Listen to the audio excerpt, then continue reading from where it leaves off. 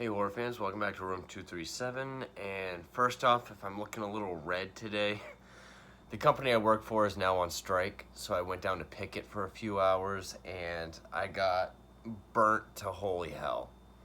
So if I look like a lobster, I apologize.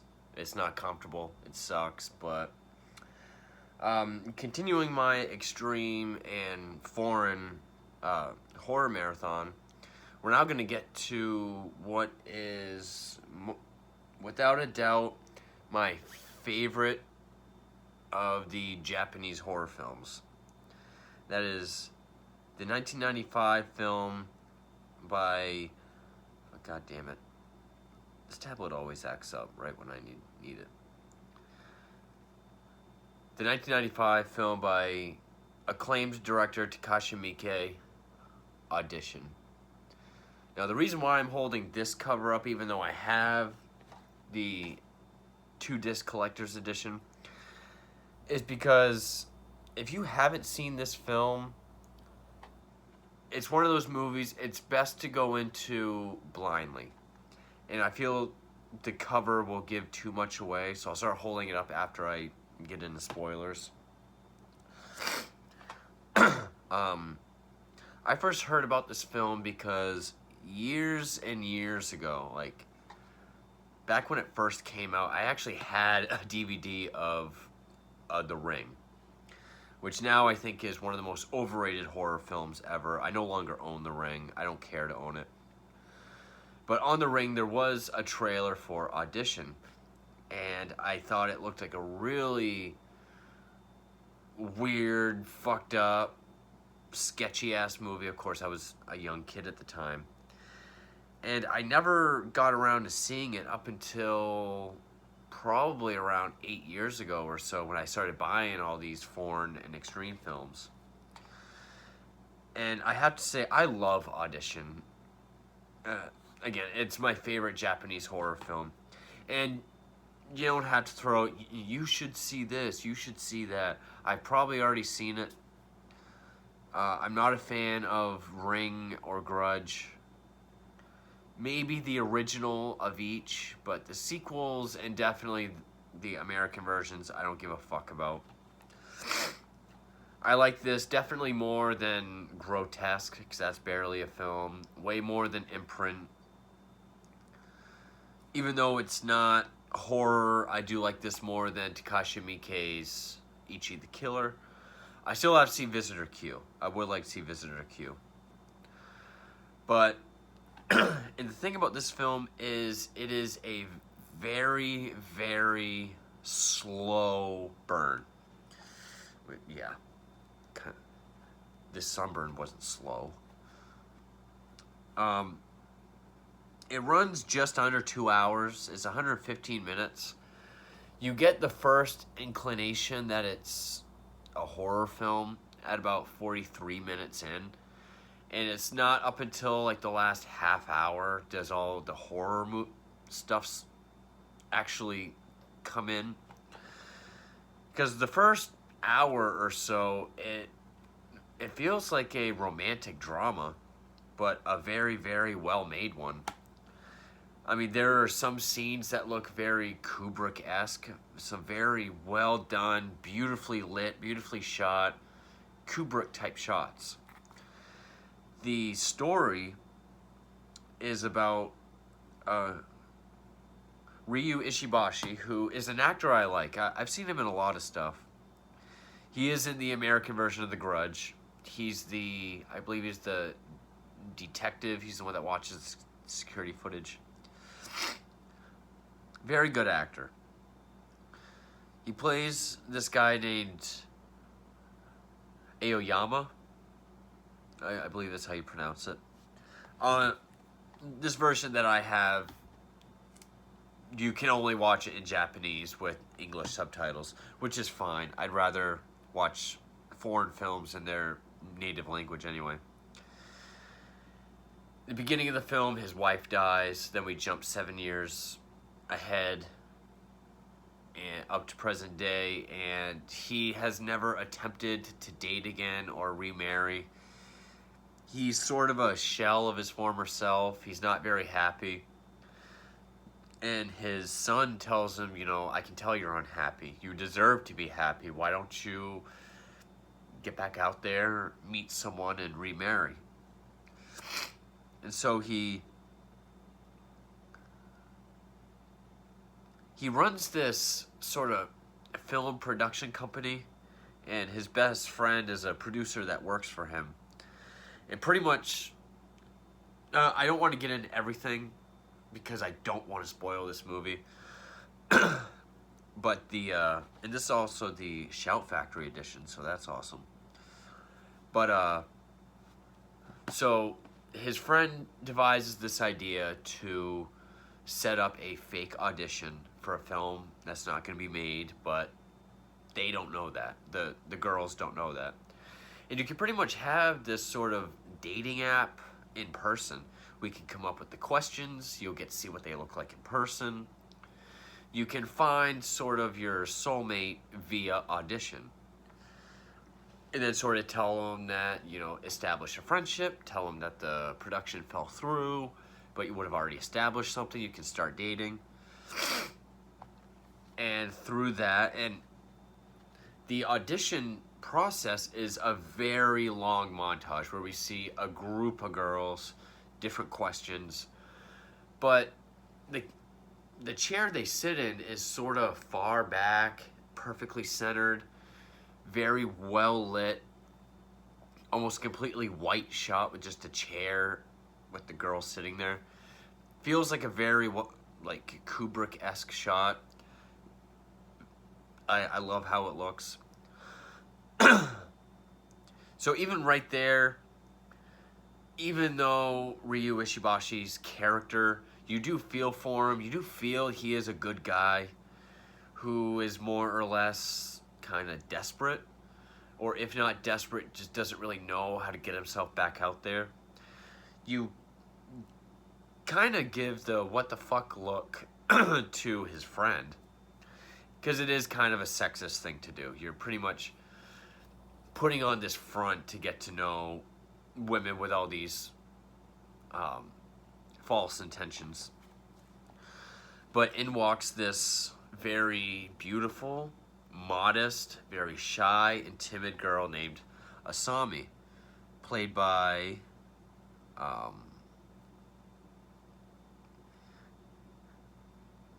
Ihai Shina, if I pronounce that correctly.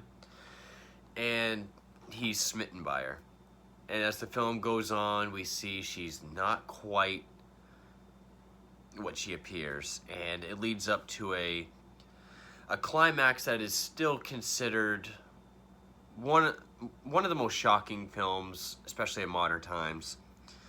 A lot of times you will see this amongst sometimes the top 10 or 15 most shocking films ever made. It's still considered a disturbing film.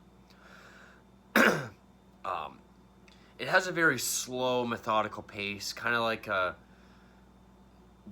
bring up Kubrick again, sort of like The Shining. It's very, very, very slow. It takes its time, but when things actually start happening, it's well worth it. You definitely want to see it through till the end. It's got beautiful shots. It does get to a point where it's kind of confusing. There's a lot of what the fuck segments, like what the fuck is going on here. And then the whole climax is just, you know, the shocking scene that everyone knows about. I highly recommend it. Even if you're not a fan of foreign films, if you're really not a fan of slower films like The Shining or The Witch or what have you, you're probably not going to like it. You're probably not going to want to sit through it. Because it does feel like a romantic drama for about the first hour. Albeit a very well-made one. And it is kind of a cautionary tale because the gender roles of this kind of film have been switched as far as, you know, the villain to victim.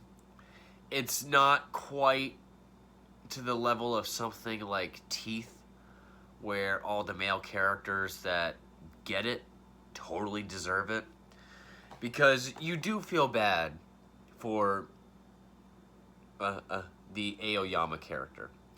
Even though, yes, he does agree to have this false pretense audition to get to meet women, all these sort of personal questions for his own gain is a bit of a sexist thing to do and kind of not cool. You do get his desperation, and he still does have the best intentions even within that. And the whole revelation at the end, you ultimately do feel he doesn't deserve it entirely. So it's not quite to the level of, say, Teeth, where it's just really deplorable male characters getting what they deserve. I would say it's more along the lines of, say, something like a Misery. James Caan doesn't really deserve the torture he gets. Kathy Bates is a complete fucking psycho. But that's all I can say without spoilers. So, if you want to see something that's really different, it is slow-paced, but definitely worth it at the end. And I'll say it is an original idea. Even for 1999, everything that came out before, or even since, just, you know, using an audition to meet somebody and then choosing someone who's not what they appear, which the audition was designed to get to completely know someone enough to know if they're your soulmate. And then come to find out they're nothing like that. And it's like the worst decision that you could have made. So with that said, I'm going to get into spoilers. So if you haven't seen it, I urge you not to continue, because I don't want this spoiled. I want this to be as good a film experience as possible. Don't even watch a trailer. If you can find it online so that you don't see a cover or whatever, just so you can go into it as blind as possible. Definitely recommend it. But with that said, getting into spoilers, starting now. This is also a great version. And it's not like it's a twist, because even the synopsis on the back or the trailers, it does set up that, okay, she's not the sweet, timid, innocent, modest girl that we're introduced to. There is an extreme darkness to her. Because about 43 minutes in, he's already met her. He's already taken her out. And when they go out to eat together for the first time, the camera angles of them in the restaurant, again, is very Kubrick-esque.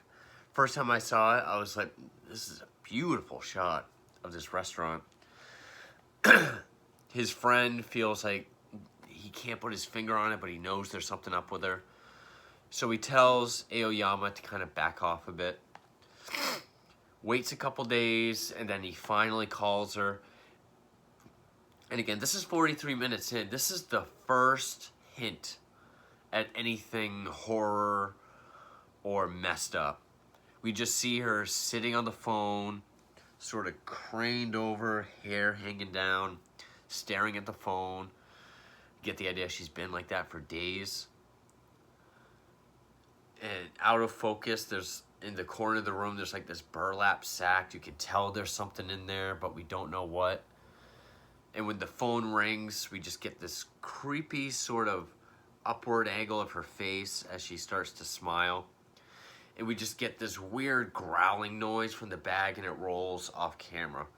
So we're like, the fuck is that about? And we get the idea, okay, she's probably a little unhinged or unstable. They go out again, and of course, it does seem like she's a little, like, she keeps talking about how happy she is to be around him. But, you know, she does seem very mature, very sincere. he is physically attracted to her, but he's also attracted to how mature she is, how she talks about loss, like she hurt her hips so she can no longer do ballet again, which she once lived for. And she sort of talks about like accepting death. So he's attracted to her maturity and understanding of life. Also, all of her references, like she's supposed to be recording with this one producer of a label, can't get a hold of him. She works at this one bar that one of her friends owns. No such bar exists, or not one that they can find. So that's what sets his friend off. So then he whisks her away on a weekend getaway. And he hasn't made any sexual advances towards her whatsoever. He just keeps talking about taking her out to all these places.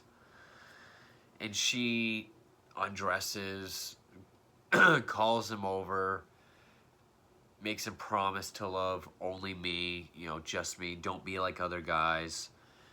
Which we get, he can do. Those are his intentions. He was going to propose to her. And I like this transition because she lifts the blanket up. The camera's like at the foot of the bed. She lifts the blanket up for him to get in, and when the blanket goes down and the camera pans up, it's just him laying there. She's gone. He can't find her. Can't get a hold of her. He's looking all around. He starts to think that he was duped.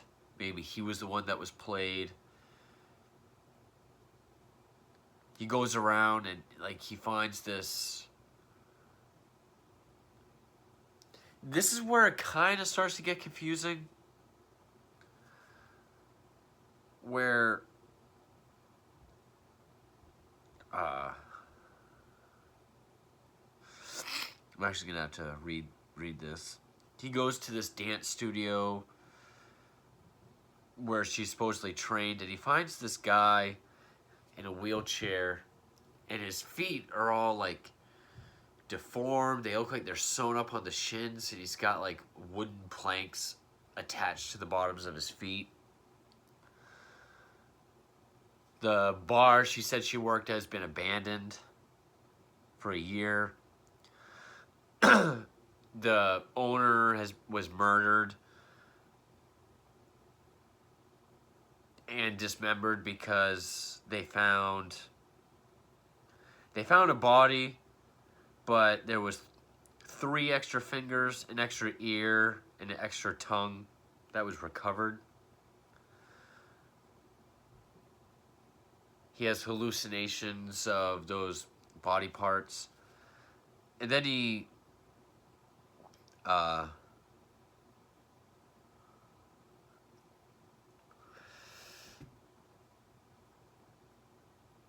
goes home, he takes a drink, and he collapses. We get the idea that he was drugged. And this is where the horror movie really comes in, because he sort of... Well, we also see that Asami has gone to his house and sees a picture of his late wife. And then she drugs his drink. And he's kind of going through this otherworldly trip in his dream where he's going through her life, but it's like he's not really there. Like, he sees the guy in the wheelchair. He used to abuse Asami as a child by burning these sticks on her inner thigh, which we saw the marks earlier. He's then in her apartment, and we see that the sack from earlier has a guy in it who's missing 3 fingers, an ear, his tongue, but he's also missing his feet. He crawls out of the bag, and we hear Asami puking.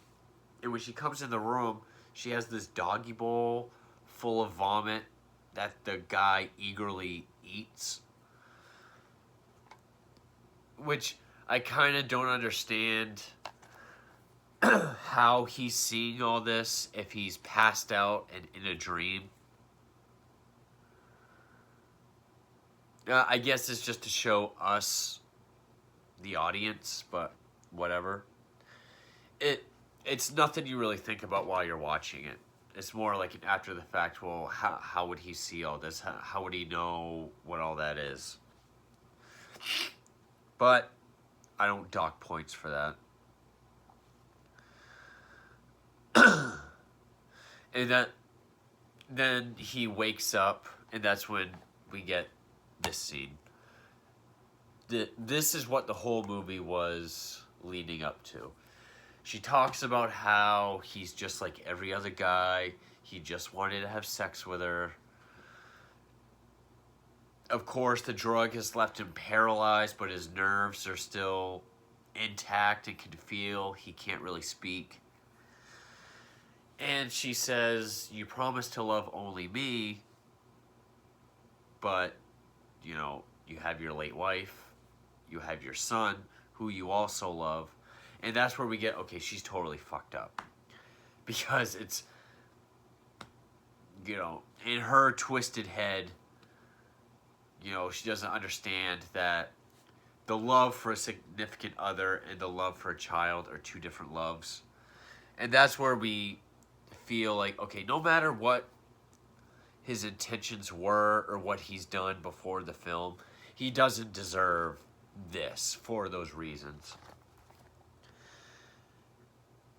And the actress, Ahai Sheena, does a great job at playing sort of this. She's very giddy and happy, creepy. She's gleefully torturing him by sticking all these needles in his abdomen, which she's dressed like that with a thick apron, and she's like straddling him and scoots up on him, even over the needles. You can imagine how painful that is. Then sticks needles under his eyes. Then takes her razor wire, which also during his flashback we see that she decapitated the dance instructor as such. And she does it to one of his feet. And I mean, you don't see it, but it's stylized. Like, we just see her and her smile and just her sort of pulling the wire. And we just hear the sounds. And that is effective enough, even without seeing anything. And it takes a well-made movie and a well-done performance to get the point across that well, even without seeing the torture on screen. Then she starts doing it to his other foot. That's when his son comes in. He doesn't know what's going on. And then it's like he wakes up and he's back at their getaway place after having sex, and she seems fine. So he starts to think, oh, it was all just a horrific dream.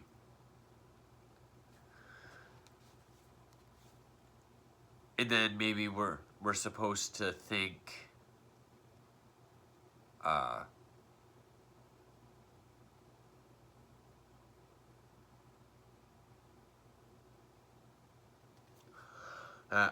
okay, maybe now he's going to reconsider, break it off. It could take any of these directions, but when he falls back asleep, he wakes up back in his room, tortured. That was actually a dream. She starts to go after his son. And he kicks her down the stairs, and we get the idea that her neck has been snapped.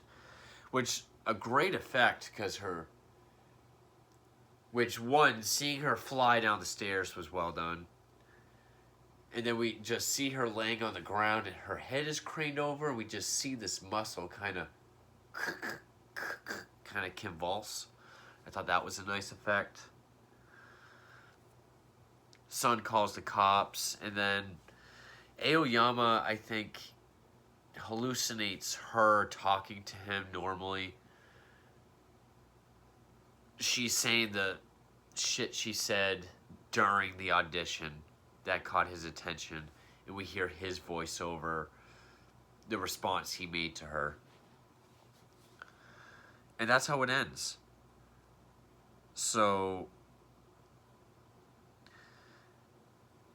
it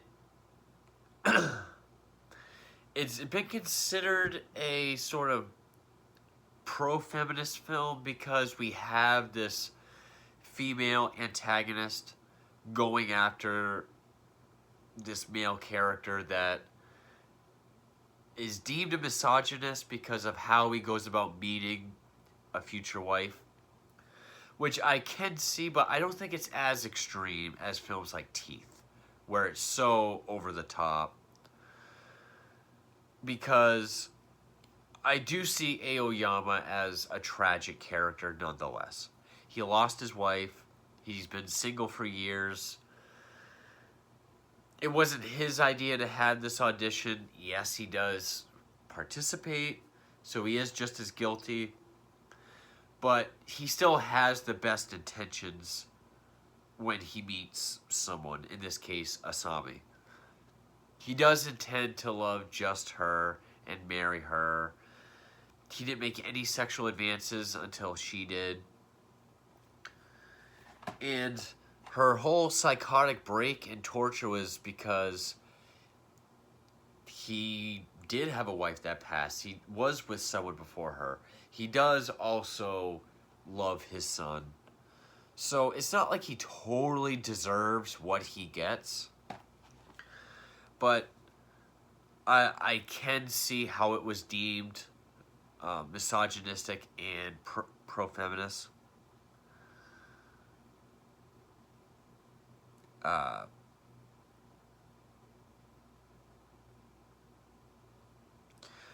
Which is not just the audition. It's like he has this criteria. Beautiful, young, can she cook? Does she like all the same things I do? Will she be loyal? And will she honor me? So yeah, it's like he does have a set criteria of, I guess, being taken care of. But even so, you do get the idea. He still does have the best intentions. It's sort of there's a flip side to the misogynistic coin, at least with this film. He's not completely a deplorable misogynist or chauvinist.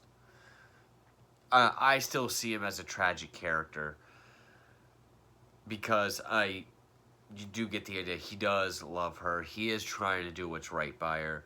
And she just completely tortures him for stuff that's misunderstood and out of his control. But I thought this film was very well made.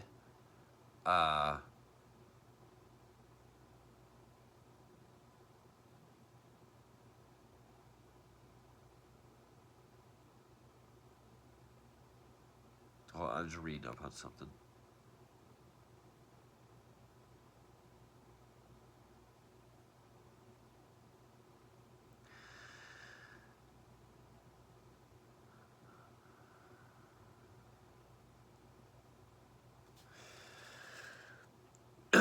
And of course, the themes about, you know,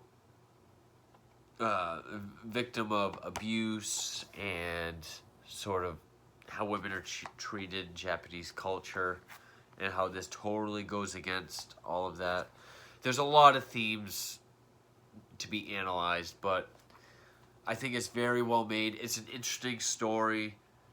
You know, a widow sets up this fake audition so he can meet his ideal future wife. As unfair as that is to the unsuspecting woman, finds his dream girl, but then finds out she is deeply disturbed and the whole thing was a bad idea. I think this is Miike's strongest film. The pacing and a lot of the shots very Kubrick-esque, which I admire greatly. I notice a lot of the best Japanese horror films have a lot of tragedy and romance to them. And again, I will stress, yes, he does exhibit sexist, misogynistic behaviors and ideas, but ultimately he has the best intentions within those. At least I feel. Maybe that says more about me, but yes, he does have a strict criteria. He does sort of cheat these women into opening themselves up so he can get to know them. But when he meets the one, he does want to marry her and do right just by her. So much so that it does feel tragic when his torture happens. I know I'm repeating myself, but I really just want to get that point across. Hopefully, if you haven't seen this, you stopped at the spoilers, because I do highly recommend this. I love slower paced films anyway. I mean, my favorite movie is The Shining. I loved The Witch. Definitely my favorite Japanese horror film. And it's so well done, again, that even during the torture, it focuses just on, you know, her gleeful facial expressions and his painful reactions. And it still gets the point across that it's horrific torture that she's doing to him, without the torture being even on screen, but overly bloody or in your face, without going the route of like hostile or grotesque. Only a good movie can not show you anything, show you everything else, and still be just as effective. But that is my review for Audition. I love this film. Very well made. And I hope anyone else who has seen this enjoyed it as much as I did. But that is Audition 1999. Thank you for watching.